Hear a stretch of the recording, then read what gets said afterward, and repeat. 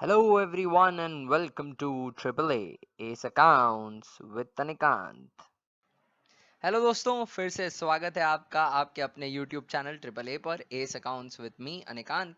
हम पढ़ रहे हैं change in profit sharing ratio और इस पर्टिकुलर वीडियो सेशन में हम एक और क्वेश्चन करने वाले हैं change in profit sharing ratio से ही रिलेटेड, जो हमारे पढ़े हुए तीनों एडजस्टमेंट्स को इनकॉर्पोरेट करता है, namely accumulated reserves, revaluation of assets and liabilities और गेनिंग पार्टनर का सेक्रीफाइसिंग पार्टनर को कंपनसेट करवाना थ्रू गुडविल। काफी छोटा सा क्वेश्चन है, प्रैक्टिस के लिए ले रहा हूँ इसको मैं। चलिए इसको स्टार्ट करते हैं। क्वेश्चन के अंदर मेंशन्ड है कि दो पार्टनर्स हैं पी और क्यू, और उनका प्रॉफिट शेयरिंग रेशियो जो है वो है 4:3, और उनकी बैलेंस शीट कुछ इस तरीके से दी हुई है। बैलेंस शीट के अंदर उनकी कैपिटल है, करंट लाइबिलिटीज हैं और एसेट्स कोई भी एग्जिस्टिंग गुडविल नहीं है, एक बात। और दूसरी बात ये कि कोई भी अक्यूमुलेटेड रिजर्व्स या लॉसेस भी नहीं है। इन्होंने डिसाइड किया कि ये अपना प्रॉफिट शेयरिंग रेशियो चेंज कर लेंगे टू इक्वली, तो इनका ओल्ड रेशियो है 4:3, न्यू रेशियो है 1:1। ये लिख लेते हैं। चलिए, पी और क्यू पार्टनर हैं, इनका ओल्ड रेशियो जो है वो है 4:3, और जो न्यू रेशियो है वो है 1:1। ये इनका प्रॉफिट शेयरिंग रेशियो हमें मेंशन्ड है, जो हमने लिख दिया। इसके बाद इन्होंने रीवैल्यूएशन से एडिशनल इंफॉर्मेशन में जो ए पॉइंट है उसमें गुडविल बता रखी है 70,000 रुपीज की। तो गुडविल का जो अमाउंट है वो है 70,000 रुपीज का। हम गेनिंग और सेक्रीफाइसिंग पार्टनर्स पता कर लेते हैं और उससे रिलेटेड जर्नल एंट्री डाल देते हैं गेनिंग टू सेक्रीफाइसिंग की। तो चलिए ये काम हम पहले कर लेते हैं। Computation of gaining and sacrificing partner, computation of gaining and sacrificing partner, ये हम सॉल्व कर लेते हैं। तो गेनिंग और सेक्रीफाइसिंग पार्टनर की जो कैलकुलेशन है उसका जो फॉर्मूला चलेगा वो चलेगा new ratio minus old ratio, new ratio minus old ratio. अगर आंसर प्लस में आता है तो पार्टनर गेनिंग है, और अगर आंसर माइनस में आता है तो पार्टनर सेक्रीफाइसिंग है। सबसे पहले पार्टनर की बात करते हैं। पी पी का न्यू रेशियो जो है वो है 1/2, और ओल्ड रेशियो जो है उनका वो है 4/7। एलसीएम लेते हैं, लीस्ट कॉमन मल्टीपल, ऐसा नंबर जो 7 और 2 दोनों की टेबल में आता हो और सबसे छोटा हो। 7 की टेबल जब हम बोलेंगे तो 7 1 जा 7, 7 2 जा 14, ये दोनों की टेबल में आता है। 2 7 जा 14, 7 1 जा 7, माइनस 7 2 जा 14, 4 2 जा 8। तो ये सेक्रीफाइसिंग आ रहे हैं 1/14 से पी। तो ऑफ कोर्स क्यू जो होंगे वो गेनिंग आ जाएंगे 1/14 से, और इस बार मैं सॉल्व भी नहीं करूंगा, सीधा लिख रहा हूँ 1/14 का गेन, क्योंकि पी ने सेक्रीफाइस किया है, दो ही पार्टनर है तो क्यू ने ऑफ कोर्स गेन किया होगा। अमाउंट पता कर लेते हैं। P's sacrifice is equal to, goodwill के थ्रू ये अमाउंट पता चलेगा, तो 1/14 इंटू गुडविल। गुडविल मुझे क्वेश्चन में मेंशन्ड होगी, गुडविल क्वेश्चन में मेंशन्ड है 70,000 रुपीज की। 70,000 रुपीज की गुडविल क्वेश्चन में मेंशन्ड है, तो 50,000 का 5,000 का ये आ जाएगा। 5,000 रुपीज का पी का सेक्रीफाइस हो गया। जो जर्नल एंट्री डलती है वो डलती है gaining to sacrificing. Gaining partner कौन है? क्यू, और सेक्रीफाइसिंग पार्टनर है पी, तो एंट्री डल जाएगी Q's capital account D R to P's capital account. Amount डल जाएगा दोस्तों 5,000 रुपए का, 5,000 rupees, as simple as that. तो गुडविल का एडजस्टमेंट कंप्लीट हुआ। आगे बढ़ते हैं। रीवैल्यूएशन से रिलेटेड हमें कुछ जानकारी दे रखी होगी। लैंड एंड बिल्डिंग, प्लांट दे रखा है, फर्नीचर दे रखा है बिलो द बुक वैल्यू, और प्रोविजन फॉर डाउटफुल डेट भी दे रखा है। हम रीवैल्यूएशन अकाउंट प्रिपेयर कर लेते हैं, हमारा उसके थ्रू काम हो जाएगा। Revaluation account, debit, credit, particulars, amount, particulars, amount. ठीक बात है। ये रीवैल्यूएशन अकाउंट का फॉर्मेट प्रिपेयर हो चुका है। चलिए देखते हैं रीवैल्यूएशन से रिलेटेड क्या एडजस्टमेंट दिए हैं। हमें सिंपल सा फंडा लगाना है, फायदा और नुकसान। फायदा होगा तो मैं क्रेडिट कर दूंगा, नुकसान होगा तो मैं डेबिट कर दूंगा। कॉन्सेप्चुअली मैं आपको पहले एक्सप्लेन कर चुका हूँ। Land and building was to be valued at 20,000 more, 20,000 से ज्यादा वैल्यू करनी। अभी लैंड एंड बिल्डिंग 60,000 की है, 20,000 मोर मतलब 20,000 रुपए से ज्यादा वैल्यू करनी है। लैंड एंड बिल्डिंग की वैल्यू बढ़ रही है, फायदा हो रहा है, तो रिवैल्यूएशन अकाउंट के क्रेडिट में जाके लिख दूंगा by land and building, by land and building 20,000 rupees. I don't think इसमें कोई इशू होना चाहिए। चलिए आगे बढ़ते हैं। इसके बाद दे रखा है प्लांट 5,000 लेस, प्लांट की वैल्यू 5,000 रुपए से कम हो रही है, तो रिवैल्यूएशन अकाउंट के अंदर डेबिट में लिख दूंगा, नुकसान हो रहा है, मेरे एक एसेट की वैल्यू रिड्यूस हो रही है 5,000 से, तो रिवैल्यूएशन अकाउंट के डेबिट में लिख दूंगा टू प्लांट 5,000। नुकसान हो रहा है इसलिए डेबिट कर दिया, फायदा हो रहा था तो क्रेडिट कर देता।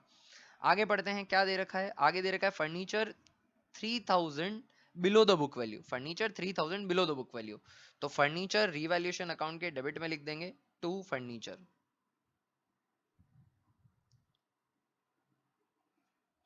टू फर्नीचर, और फर्नीचर की value 3,000 below the book value, तो मतलब फर्नीचर की वैल्यू भी कम हो रही है, उसकी बुक वैल्यू से नीचे वैल्यू किया जा रहा है, नुकसान हो रहा है फर्म को, डेबिट कर दिया मैंने, रिवैल्यूएशन अकाउंट के डेबिट में लिख दिया। आगे provision for doubtful debt on debtors be created at 1,500, देखिए डेटर्स करंट एसेट्स जो हैं उसके अंदर कहीं जुड़े हुए होंगे और उन पे 1,500 रुपए का मुझे प्रोविजन क्रिएट करना है, मतलब मैं एक्सपेक्ट कर रहा हूँ कि इतने पैसे नहीं आएंगे, ये पीबीडीडी मुझे क्रिएट करना है।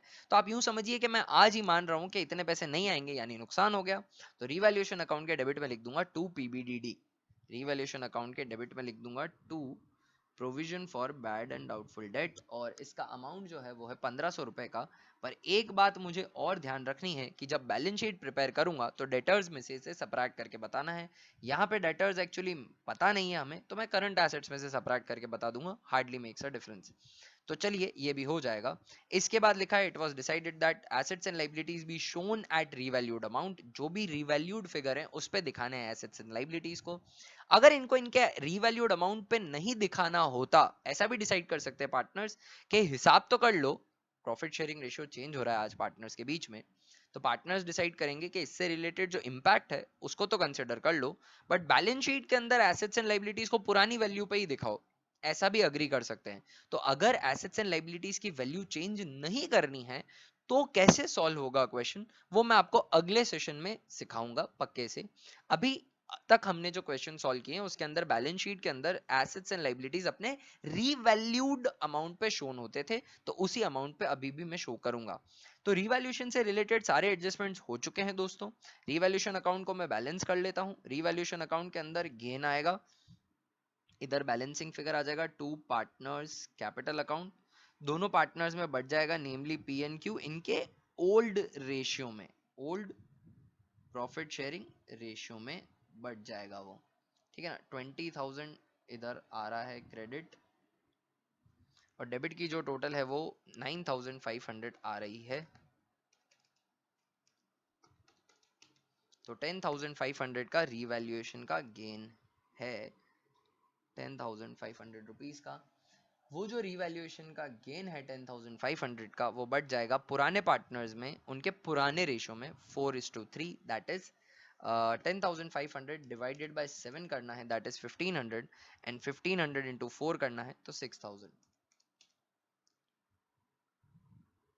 6,000 पी का, एंड ऑफ कोर्स 4,500 क्यू का।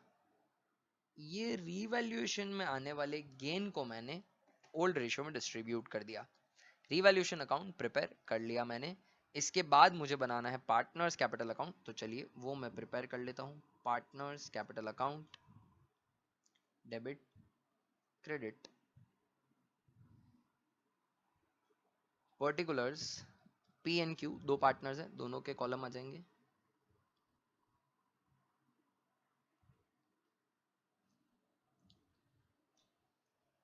सबसे पहले ओपनिंग बैलेंस मेंशन कर देता हूं यहाँ पर, बाय बैलेंस ब्रॉट डाउन, वो मुझे क्वेश्चन के अंदर ही मिलेगा। पी की कैपिटल का बैलेंस है 80 और क्यू का है 60, 80,000 एंड 60,000।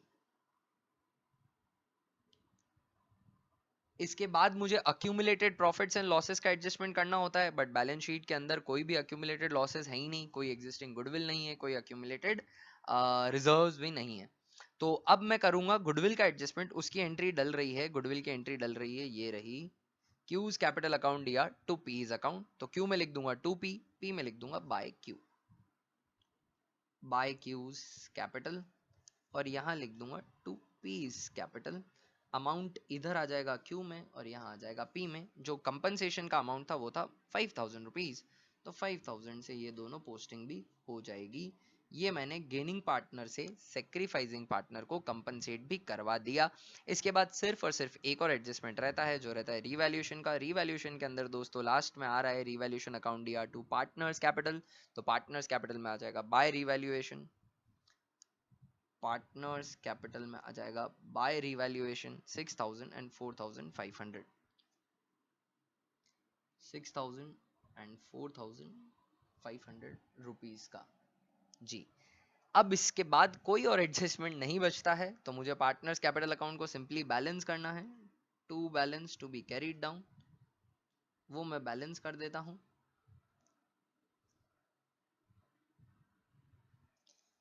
85 प्लस 6 11, 91,000,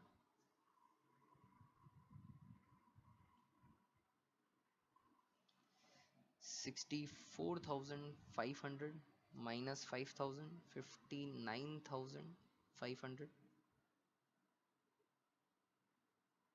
ये पार्टनर्स कैपिटल अकाउंट मेरा बैलेंस हो गया। इसके बाद मुझे बनानी है बैलेंस शीट आफ्टर रिकॉन्स्टिट्यूशन, वो मैं तो अब मुझे बैलेंस शीट बनानी, वो मैं प्रिपेयर कर लेता हूं। Balance sheet after reconstitution, liabilities, amount,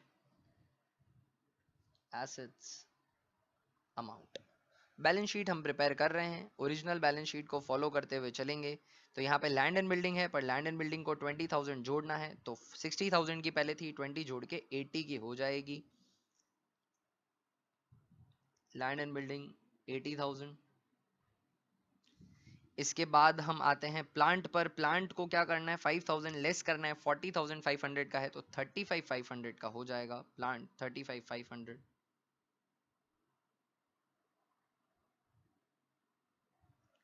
plant भी रिकॉर्ड हो गया। प्लांट के बाद आता है फर्नीचर। फर्नीचर को क्या करना है, 3,000 बिलो बुक वैल्यू करना है, 19,500 का है, 3,000 बिलो बुक वैल्यू करना है तो 16,500 का हो जाएगा फर्नीचर। फर्नीचर भी रिकॉर्ड हो गया। फर्नीचर के बाद है करंट एसेट्स, ये हैं 80 के, पर इसमें पीबीडीडी जो डेटर्स होंगे उनका पीबीडीडी सब्ट्रैक्ट हो जाएगा। देखिए डेटर्स मुझे अलग से दिए होते तो मैं रेस्पेक्टिवली डेटर के अमाउंट से ही सब्ट्रैक्ट करता, पर मुझे अलग से नहीं दे रखे हैं, इसलिए मैं करंट एसेट्स में से ही सब्ट्रैक्ट करके बताऊंगा, और कोई ऑप्शन नहीं मेरे पास। करंट एसेट्स इनर कॉलम में 80,000,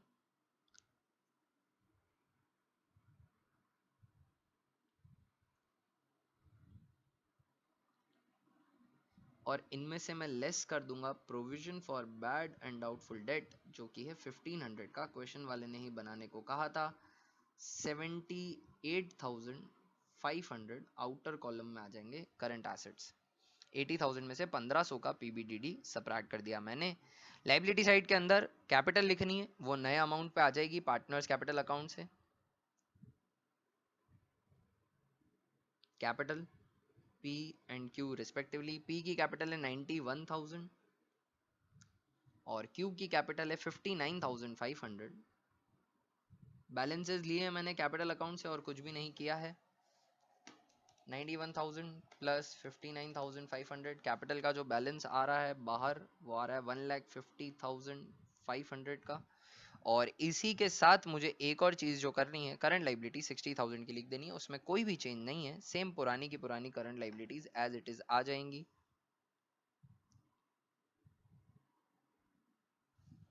Current liabilities previously were 60,000 and they still are of 60,000. There is no revaluation in them. और अब ये मेरी बैलेंस शीट प्रिपेयर हो गई after reconstitution. 2,10,500। Let me check के एसेट्स की टोटल कितनी आती है, 80,000।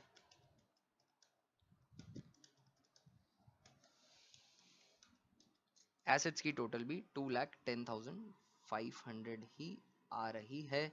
तो दोस्तों ये प्रिपेयर हो गया हमारा बैलेंस शीट भी एक क्वेश्चन और हमने सॉल्व किया with change in profit sharing ratio, revaluation account, partners capital account और बैलेंस शीट। इस क्वेश्चन के अंदर ऐसा बोला था कि रिवैल्यूड अमाउंट पे शो करनी है।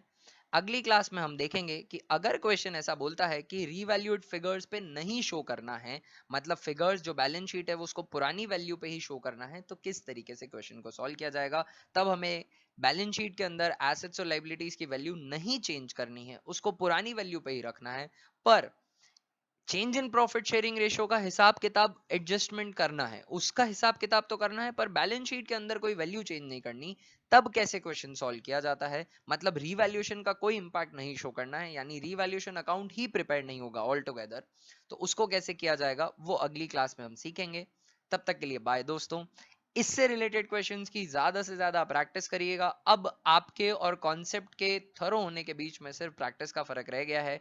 आपको इस चैप्टर पे कमांड करनी है। अभी तक सिखाया जितना भी मैंने, उससे रिलेटेड आप अपनी टेक्स्ट बुक से क्वेश्चन करिए, इलस्ट्रेशन ही करिए भले ही, पर ज्यादा से ज्यादा प्रैक्टिस करिए।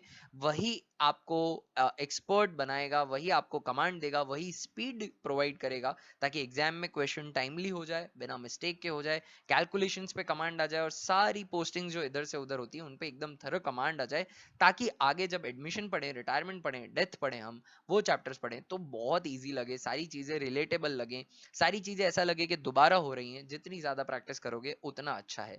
अगली क्लास में मिलते हैं दोस्तों, तब तक के लिए बाय। मैं विश करता हूँ आपका आज का दिन बहुत ही बढ़िया हो।